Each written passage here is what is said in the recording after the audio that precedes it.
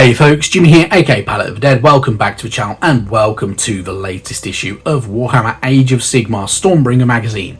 Now, as per usual with all these videos, if you like them, hit that like button, subscribe to the channel if you haven't already, and of course, drop me a comment down below. I love hearing back from you guys, it goes a massive way to helping out the channel too. Now, this week we're on issue 73 of Stormbringer magazine. If you're an Auric fan, this issue is 110% for you, especially if you want the Ardboys, because you get 10 of these guys, 10 of the Auric Ardboys. They're the newer sculpts, so even better. It works out £1 per mini. An absolute bargain, in all honesty. Genuinely one of the best cost-effective issues that we've had in this run. Yeah, can't say enough good things about it. It's absolutely real good bargain. So fantastic stuff there.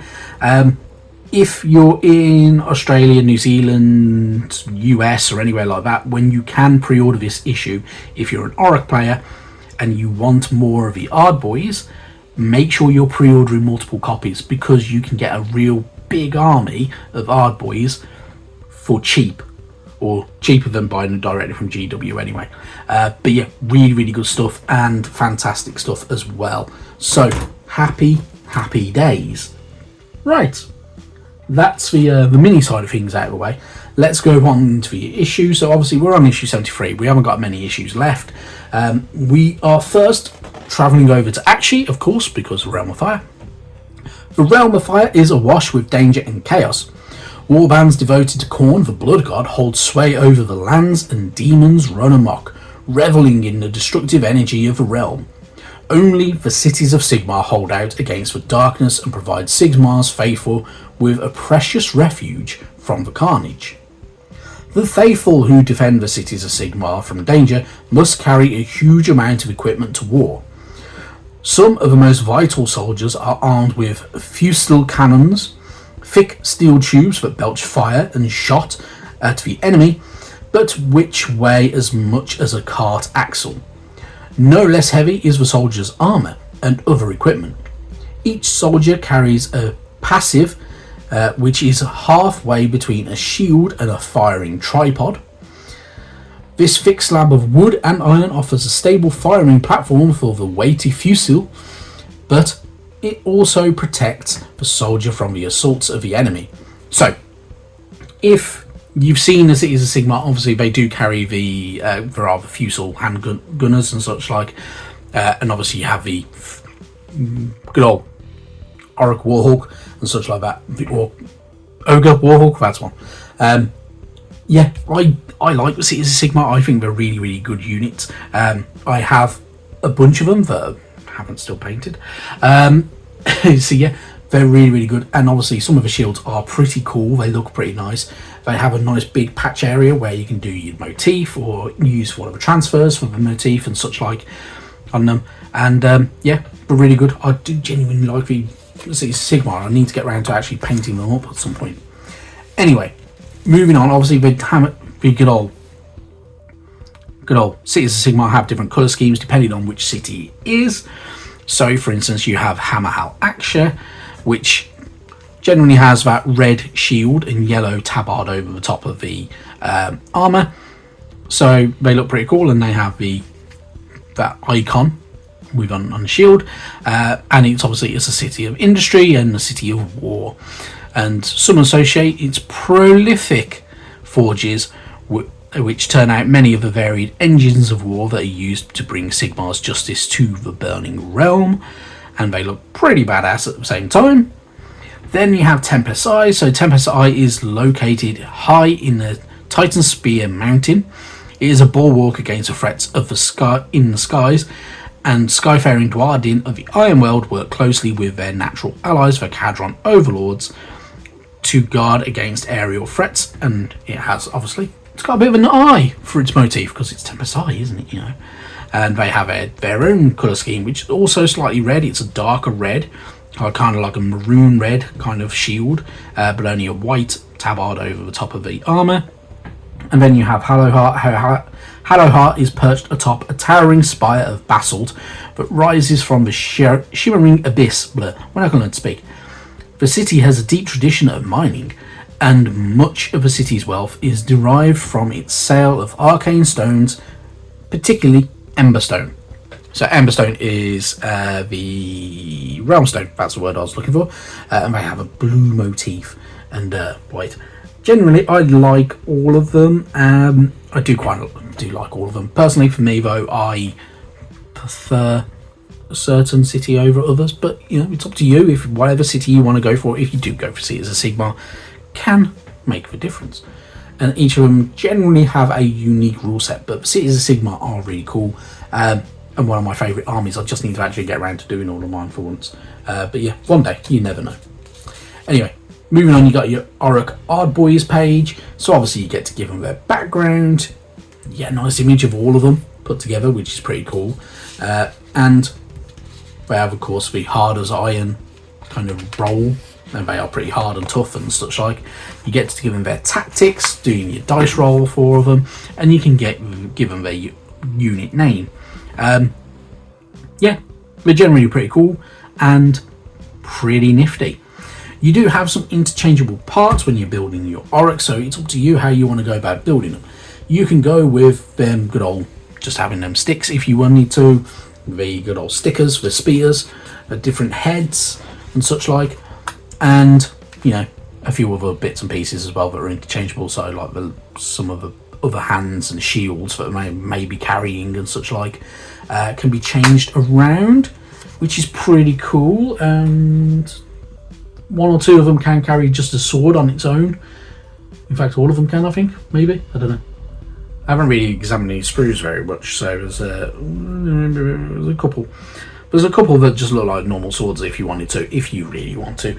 It's entirely up to you how you go about doing it. Obviously, if you buy multiple, you can do it in multiple different ways and change it up each time. Your choice though.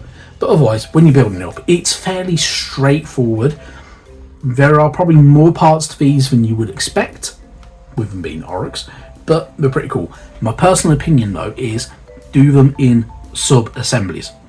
So for instance, don't put the shield on until you've painted all underneath the shield. So if you've build him up and then put the shield on afterwards, because it'll make it easier for painting in the long run. But obviously it's your choice, it's your mini, paint it how you want to do it. But I personally would paint the shield off the mini because it just makes life a lot easier in a lot of cases. And obviously you get to do a lot with it, and obviously you will have certain heroic units as well, which may not have certain stances and such like, and they will have different weapons, and you can change weapons up. It's up to you. Have a bit of fun with it. It's your mini. That is my main point with all of this, really. It's how you want to go about doing it, so do it your way. Anyway, enough rambling on about that. How to paint. Obviously you're going to be using the Auric Flesh. You're going over a base coat of good old Wraithbone. Genuinely, it does work very well. It will work pretty good. If you are going to do it though, personally, I would spray paint it. 10 minis to go over a couple of times to get that nice base coat on with Wraithbone, which is a paint, because it's a lighter colour paint, it separates very, very easily, is not fun. If you're going to paint it up, I would paint it up. So either get yourself some Wraithbone spray paint from good old GW, or if you wanted to, you could go to, sorry, I'm just examining mine, you could go for Colourforge and get some Whitebone or something like that maybe. Or if you want, you could always start with a black base coat. However, painting yellow over black is quite tough. So if you're going to go for that yellow colour scheme, black may not be a very good idea. If you're going for Wraithbone, the yellow goes over very quite nicely, and it will be a little bit brighter as well from it. But yeah, entirely up to you. But the main thing with it is, if you're using Wraithbone or Whitebone, for instance, which Whitebone is Colourforge's direct match, or should be direct match, to good old GW's paint, your greens will look a bit brighter. Every kind of colour will pop a little bit better, especially lighter colours, so yellows, greens and such like that will be a little bit kind of clearer, a little bit lighter and a little bit brighter, and stand out a little bit better as well. Obviously you are going to end up washing it down and shading it and such like, so it will dull it down, but you need to bring it back. My thing with this colour scheme is, with the yellow, if you are going to shade it, go back over with your Avalanche Sunset over the raised areas. It will bring it back to a bit more brightness if you want to have a brighter colour. If you want a darker, dirty colour, then obviously using your shades dulls everything down, and you can leave it like that if you wanted to, but personally I would go back over with good old your Avalanche Sunset to kind of bring it back up. If you want a brighter highlight, personally I wouldn't use Wraithbone, I would get one of the brighter yellows. Or if you don't want to do that, you could do a little bit of Wraithbone, and I would also do a little bit of, say, like Leadbelcher, just as a very small edge highlight in certain areas to make it look like it's a bit scuffed, a little bit battered, and a little bit dinked up for your armor plating and such like that. That's my personal way of doing it anyway.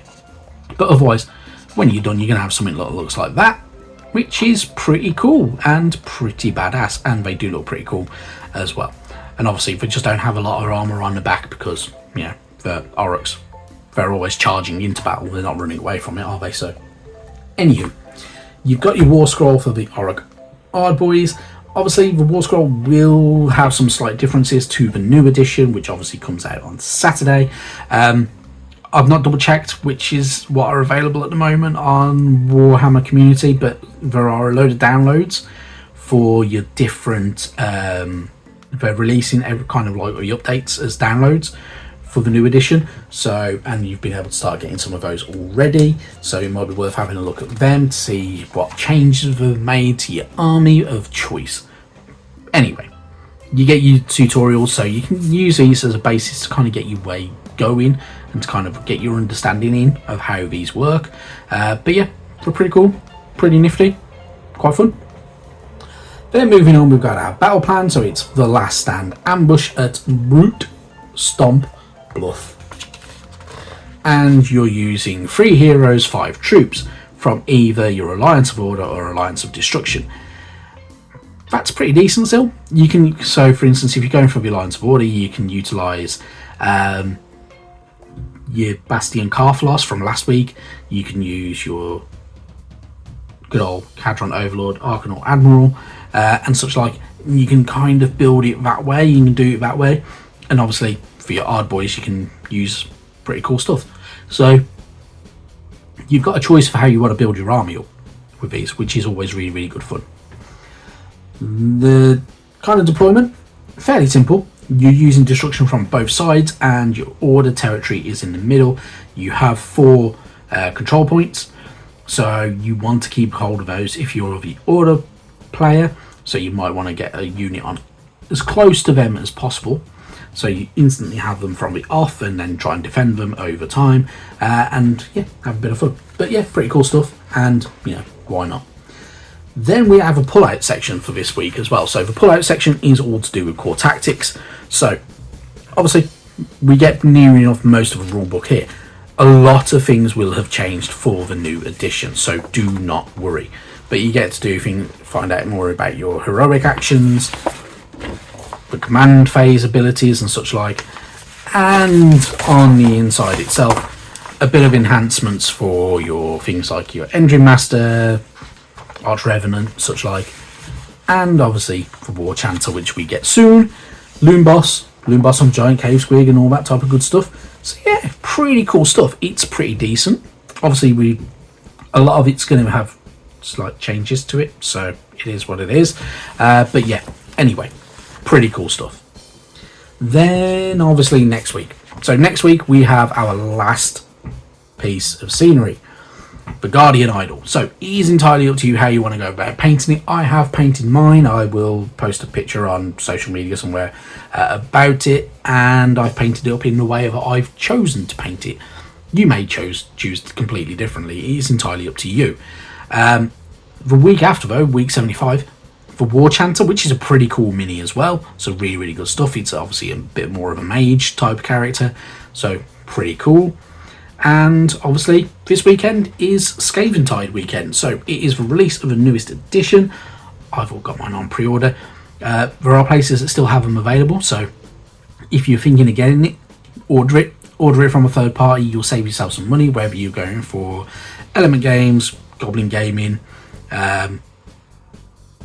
Wayland Games, I almost forgot who I was saying, and many others. It is worth shopping around. Get the best bargain for you. Obviously, there's a lot to it, so some pretty cool stuff. And yeah, happy days. Anyway, I've rambled on more than enough. Get yourselves going.